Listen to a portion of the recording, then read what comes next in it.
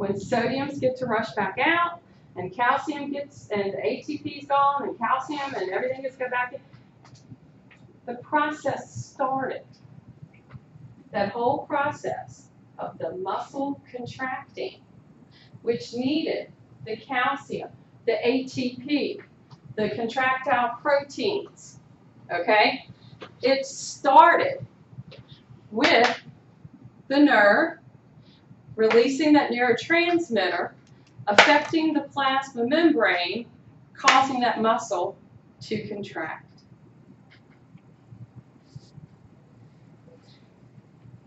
Almost every activity that is going to take place in the body, in the systems that we talk about, is going to be based on this similar concept and based upon ions moving. Now, the endocrine system, which is going to be the second system that controls the body, it works on hormones, okay? But it's going to be similar. But it's those two systems controlling it.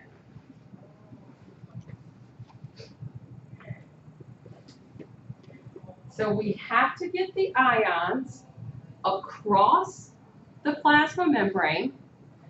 We have to have our voltage changes. We have to get the action, and we have to go back to rest.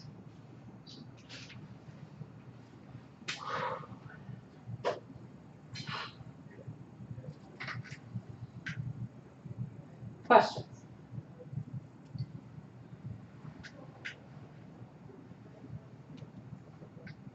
I explained it that well.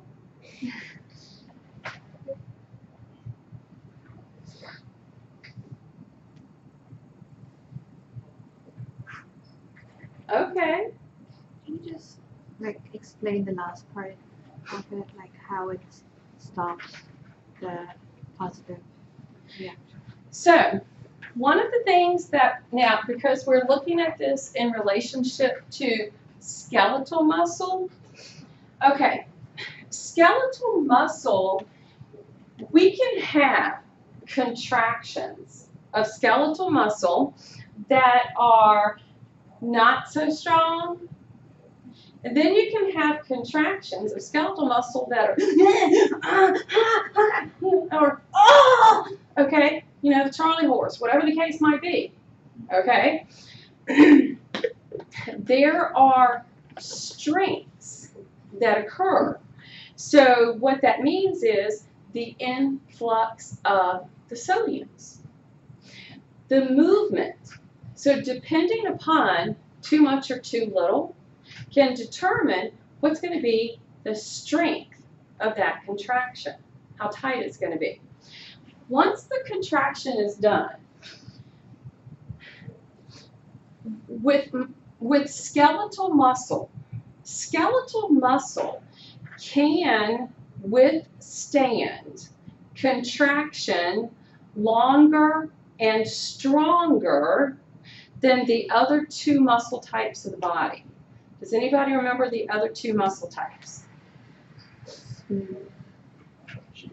Smooth, cardiac.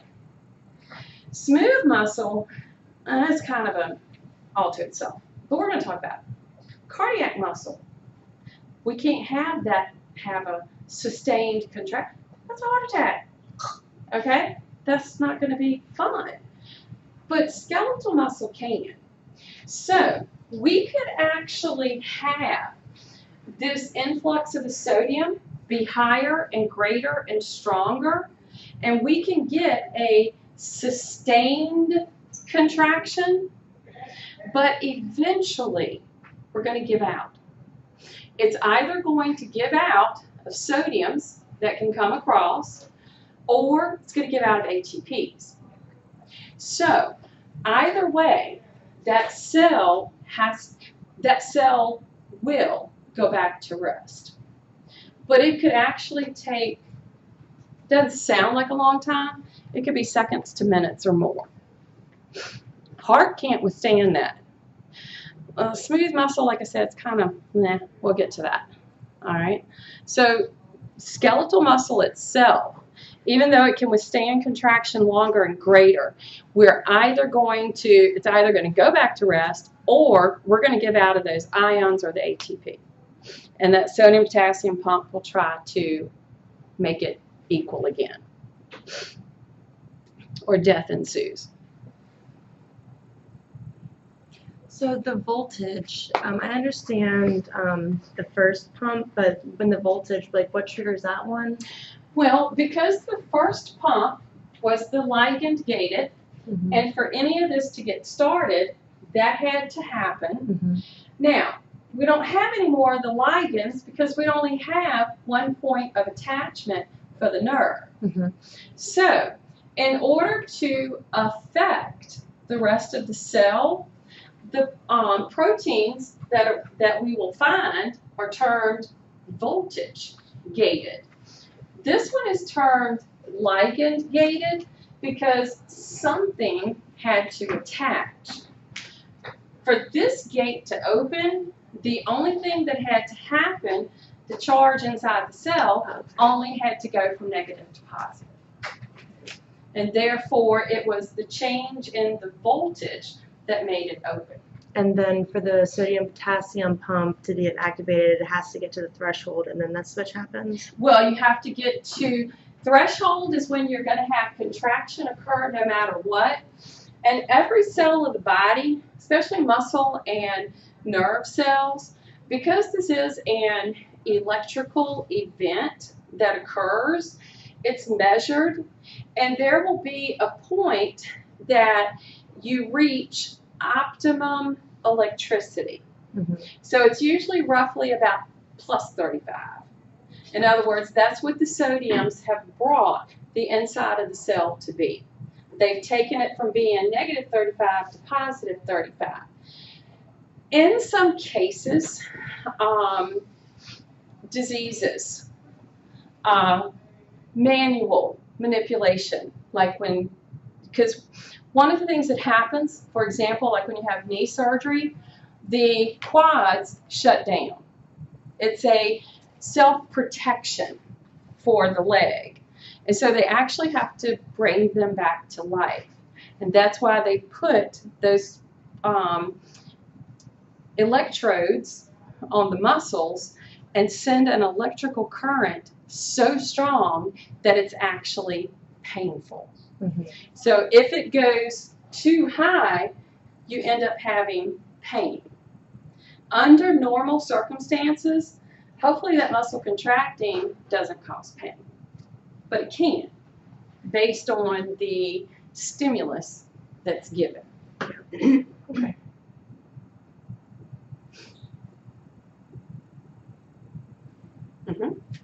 So when you get like Charlie horses, that people too high?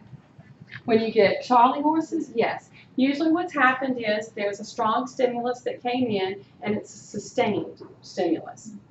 And see, even the nerve can give out a neurotransmitter. Okay, it would take a little bit, but it can. So this is the process that's taking place for all of the skeletal muscle. Over 600 of them. That's a lot.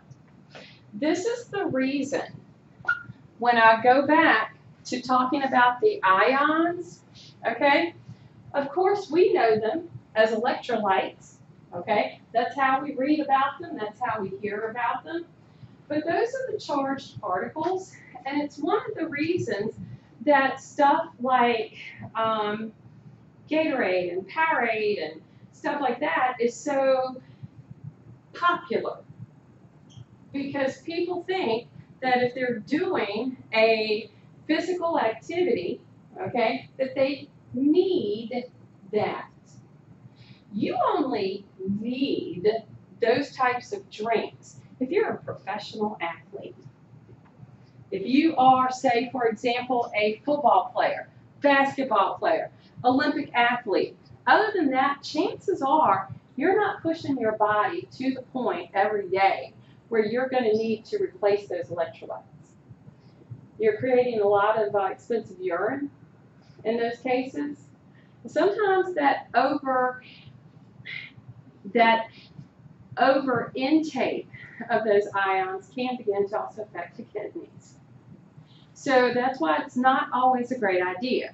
If you exercise hours per day, every day, which is not good for you, okay, chances are you could probably withstand one maybe every other day.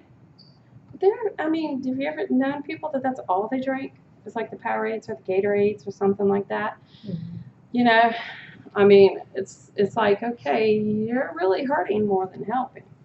That's why Gatorades and like Powerades work so good after a hangover, right? It should be Yes and no. Okay. Of course, in the case of like a hangover, you need to replenish your water, mainly because the hangover is due. We'll learn as we move forward in the chapters. One of the things about the brain, okay, and the effects of alcohol on the brain is because alcohol is lipid-based and it can move across the blood-brain barrier and it affects those cells so badly. And that's why you get the high and all that sort of stuff. Once you quit giving that to the brain, it has caused a lot of activity to occur in the brain, and those cells are definitely dehydrated. But really what they need is the water. Now, the other parts of the body, they're just feeling the effects of having to detoxify the alcohol that has gone through the system. Because in the case of alcohol, it gets to the brain before it gets detoxified by the liver, causing the liver to have to work overtime, which is never good. Don't ever make that liver. Oh no. Liver needs to be at optimum all the time. Not always. And yes, you may need a few ions, but you probably don't need that whole amount that was in that Gatorade. You probably could have just taken some salt, did a little cup in your hand, drank it with water. It's the same as like drinking Gatorade. I just always heard that. Mm-hmm. Yeah. So, I mean, you gotta be real careful with those electrolyte drinks. Well, what about like Pedialyte when your kid gets sick? When you have a child, okay, children are definitely more susceptible to the dehydration than adults are, because their bodies are still mostly water. Okay, so with children, if they have been, throwing up, diarrhea, that sort of thing for several hours, it is beneficial for them. Okay, because they are much more susceptible than adults. And even with adults, if they've had a bout where they have been throwing up and stuff, they can actually use the Pedialyte. Mm-hmm. And it's actually better for them than trying to do the Gatorade and stuff, if you can withstand the taste of it. Yeah, it's gross. Yeah, it's kind of. What happens if a person drinks Gatorade 3 times a day and has too many? What happens there? It'll catch up to them. By overworking the liver? Yeah, well, the kidneys. Or the kidneys? Yeah. So you just kind of like my husband, and we first met, and oh man, I'm thinking, how much physical do you do? And I'm like, what? And I finally got it through to him. You don't need that. So, yeah. Even now, at times when he thinks he's done a whole lot, so you have to be careful. Always educate yourself about that type of stuff, because here's what can happen. In the case of, say for example, let's go back to patient A. Patient A presents, and patient A is suffering from uncontrollable muscle spasms. Okay? Or maybe patient A is suffering from muscle contractions that don't